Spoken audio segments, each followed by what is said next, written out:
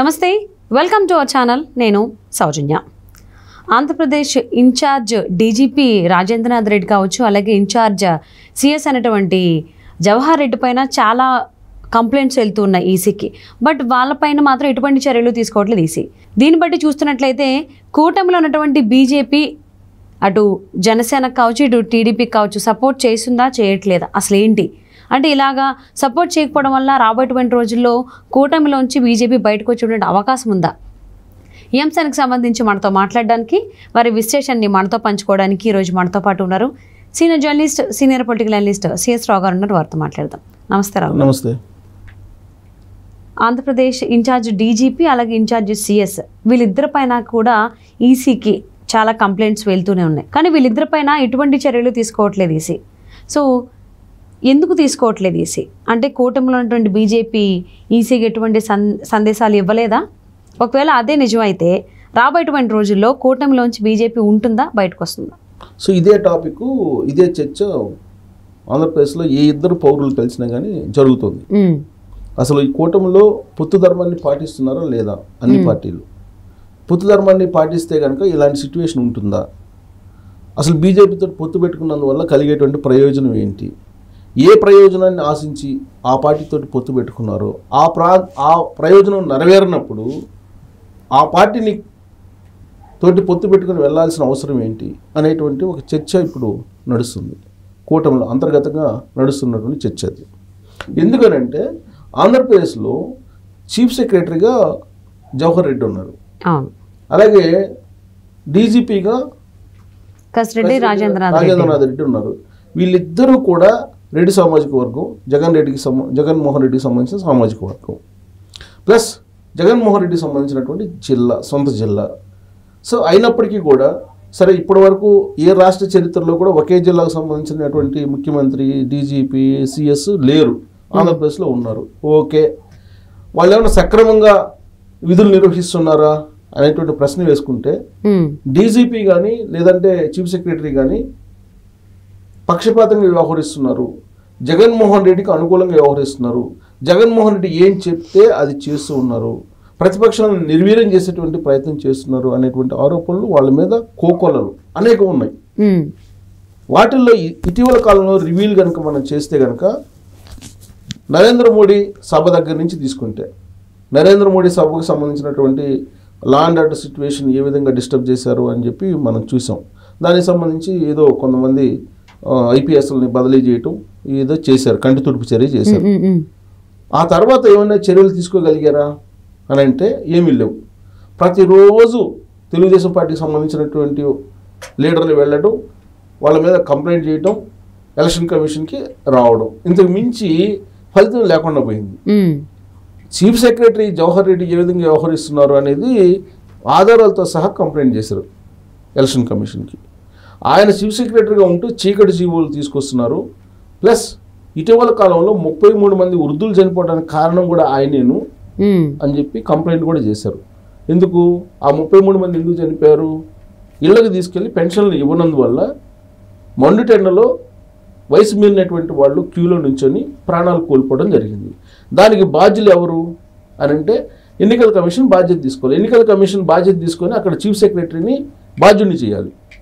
Chief secretary ప్రత్యామ్నాయ మార్గాలు ఏర్పాటు చేయాలి. ప్రత్యామ్నాయ మార్గాలు ఏర్పాటు చేయకుండా పెన్షనర్స్ని ఎవరైతే ఉన్నారో వాళ్ళని, వయోభారం ఉన్నటువంటి వాళ్ళని ఇబ్బంది పెడితే చంద్రబాబు నాయుడు మీద లేదంటే తెలుగుదేశం పార్టీ మీద వ్యతిరేకత వస్తుంది, అదేదో ఓట్ల రూపంలో వైఎస్ఆర్ కాంగ్రెస్ పార్టీకి మేలు కలుగుతుంది అనేటువంటి ఉద్దేశంతో ప్రత్యామ్నాయ మార్గాలు ఏర్పాటు చేయలేదు. ఏర్పాటు చేయడానికి అవకాశాలు ఉన్నాయి. ఏమున్నాయి? పంచాయతీరాజ్ సెక్రటరీలు ఉన్నారు, అలాగే వార్డు, గ్రామ సచివాలయ సిబ్బంది ఉన్నారు. వాళ్ళని ఉపయోగించి ఇళ్ళకి తీసుకెళ్ళి పెన్షన్లు ఇప్పిస్తే ఆ 33 మందో 23 మందో బతికిండే వాళ్ళు కదా, 23 మంది అనుకుంటా చనిపోయినటువంటి వాళ్ళు, ఆ 23 మంది బతికిండే వాళ్ళు కదా. ఇప్పుడు దానికి బాధ్యులను ఎవరిని చేయాలి అని అంటే చీఫ్ సెక్రటరీని చేయాలి. చీఫ్ సెక్రటరీని బాధ్యుని చేయాలని చెప్పి ఆల్రెడీ కంప్లైంట్లు కూడా చేశారు. చీఫ్ సెక్రటరీ నిర్వాహకం వల్ల, ఆయన నిర్లక్ష్యం వల్ల ఇది జరిగింది, అది కూడా వైఎస్ఆర్ కాంగ్రెస్ పార్టీకి సంబంధించినటువంటి వాళ్ళు చెప్పినందువల్ల ఇది జరిగిందని చెప్పి చెబుతున్నారు. దాంతోపాటు ఇటీవల కాలంలో జరిగినటువంటి కొన్ని పరిణామాలను కనుక తీసుకుంటే ఎలక్షన్ కోడ్ వచ్చిన తర్వాత కూడా పాత డేట్లు వేసి అప్పులు తీసుకురావడానికో, లేదంటే కొన్ని చీకటి జీవోలు ఇవ్వడానికో, లేదంటే అలాట్మెంట్స్ జారీ చేయడానికో ఇవన్నీ కూడా పాత డేట్లు వేసి ఇస్తున్నారు అని చెప్పి ఆరోపణలు ఉన్నాయి. దానికి సంబంధించినటువంటి కంప్లైంట్స్ కూడా ఎన్నికల కమిషన్కు వెళ్ళాయి. దాంతోపాటు బదిలీలకు సంబంధించిన వాటిని కూడా ఇప్పుడు తాజాగా వస్తుంది. యాక్చువల్గా జగన్మోహన్ రెడ్డి సీఎం కాగానే అవినీతి రహిత పాలన నేను అందిస్తాను, 100 రోజుల్లో నీతివంతమైనటువంటి పాలన నేను చూపిస్తాను, మీ బిడ్డ ఎంత అద్భుతంగా పరిపాలన చేస్తారో మీరు చూస్తారని చెప్పి ప్రజలకు హామీ ఇచ్చి కొన్ని టోల్ ఫ్రీ నెంబర్లు ఇచ్చారు. ఈ నెంబర్లకు ఫోన్ చేయండి, అవినీతి జరిగితే ఇమీడియట్గా మేము పట్టుకుంటామని. దాంతో జగన్మోహన్ రెడ్డి నిజంగానే చాలా క్లియర్గా ఉన్నాడని చెప్పి ఆంధ్రప్రదేశ్ ఏసీబీ కానీ, లేదంటే విజిలెన్స్ కానీ, ఇవన్నీ కూడా టాస్క్ ఫోర్స్ కానీ ఇవన్నీ కూడా అలర్ట్ అయిపోయి ఎవరైతే అవినీతికి పాల్పడుతున్నారో వాళ్ళ మీద కేసులు పెట్టడానికి సిద్ధమై కేసులు పెట్టారు. కేసులు పెడితే దాదాపుగా ఒక 40-50 మంది మీద, ఉన్నతాధికారుల మీద బాగా కేసులు పెట్టారు. కేసులు పెడితే వాళ్ళ మీద ఇప్పుడు ఆ కేసులను రివోక్ చేయడానికి వీళ్ళకి కావాల్సినటువంటి వాళ్ళని, ఈ సామాజిక వర్గానికి లేదంటే వైఎస్ఆర్ కాంగ్రెస్ పార్టీకి అనుకూలంగా వ్యవహరించేటువంటి వాళ్ళని, అవినీతికి కేసుల్లో ఉన్నటువంటి వాళ్ళని, అంటే ఏసీబీ కేసులు ఉన్నటువంటి వాళ్ళు, లేదంటే విజిలెన్స్ కేసులు ఉన్నటువంటి వాళ్ళని, వాళ్ళ మీద ఆ కేసుల్ని ఎత్తేసేదానికి ఇప్పుడు ప్రయత్నం చేస్తున్నారు. ప్రయత్నం చేస్తూ పాత లెటర్లు ఇచ్చి ఇప్పుడు ఉన్నటువంటి చీఫ్ సెక్రటరీ జవహర్ రెడ్డి ఈ ప్రయత్నం చేస్తున్నారు అనేది తాజాగా వస్తున్నటువంటి న్యూస్. అంటే జగన్మోహన్ రెడ్డికి వంతపాడేటువంటి వాళ్ళకి, జగన్మోహన్ రెడ్డి మళ్ళీ అధికారంలో రావాలని కోరుకుంటున్నటువంటి వాళ్ళకి ఆయాచిత లబ్ధి కలిగేలాగా ఇప్పుడున్నటువంటి చీఫ్ సెక్రటరీ వ్యవహరిస్తున్నారు. దానికి పాత తేదీలు వేసి కూడా సంతకాలు పెడుతున్నారు అనేది ఆయన మీద ఉన్నటువంటి ప్రధానమైనటువంటి ఆరోపణ. దీంతో పాటు డీజీపీ రాజేంద్రనాథ్ రెడ్డి, ఈ రాజేంద్రనాథ్ రెడ్డి ఏం చేస్తున్నారు, లా అండ్ ఆర్డర్ సిచ్యువేషను ఆంధ్రప్రదేశ్లో ఏ విధంగా ఉందని మనం చూస్తున్నాం. రోజు తెలుగుదేశం పార్టీ వాళ్ళ మీద దాడులు చేస్తున్నారు. కేసులు మాత్రం టీడీపీ కార్యకర్తలపైన, శ్రేణుల మీద పెడుతున్నారు. తాజాగా జరిగినటువంటి గులకరాయి ఎపిసోడ్లో కూడా ఆంధ్రప్రదేశ్ పోలీసులు నిర్లక్ష్యం, దాడి జరగకముందు, దాడి జరిగిన తర్వాత ఏ విధంగా వాళ్ళ నిర్లక్ష్యం ఉందో అందరికీ తెలిసిందే. ఇప్పుడు మళ్ళీ ఆ కేసుని తెలుగుదేశం పార్టీ వైపు చుట్టారు, బొండబొమ్మ చుట్టూ తిప్పుతున్నారు. సరే, సతీష్ అనే అతను ఏదో అరెస్ట్ చేసి కోర్టులో సబ్మిట్ చేశారు, ఆ కోర్టు కేసు నడుస్తుంది. దీని అంతటి కారణం ఏంది, ఆంధ్రప్రదేశ్కి సంబంధించిన పోలీస్ బాసే కదా అనేది తెలుగుదేశం పార్టీ చేసినటువంటి ఆరోపణ. ఇన్ని ఆరోపణలు ఎదుర్కొంటున్నటువంటి వాళ్ళు ఎందుకు ఉండాలి పోస్టుల్లో అనేది ఇప్పుడు కూటమిలో ఉండే పార్టీలు ప్రశ్నిస్తూ ఉన్నాయి. అంటే ఇలాంటి వాళ్ళని తొలగించి ఫ్రీ అండ్ ఫెయిర్ ఎలక్షన్స్ జరపడానికి బీజేపీ సహకరిస్తుంది అనేటువంటి ఉద్దేశంతో కదా పొత్తు పెట్టుకుంది. అంతకు మించి బీజేపీ వల్ల ఒరిగేది ఏం లేదు కదా. తెలుగుదేశం పార్టీకి, జనసేనకి 0.5% ఓటింగ్ ఉంది బీజేపీకి సర్వేల ప్రకారం. ఆ పర్సెంట్ ఓటింగ్ ఉన్నటువంటి పార్టీని కలుపుకుంటే ఎంత, కలుపుకోకపోతే ఎంత.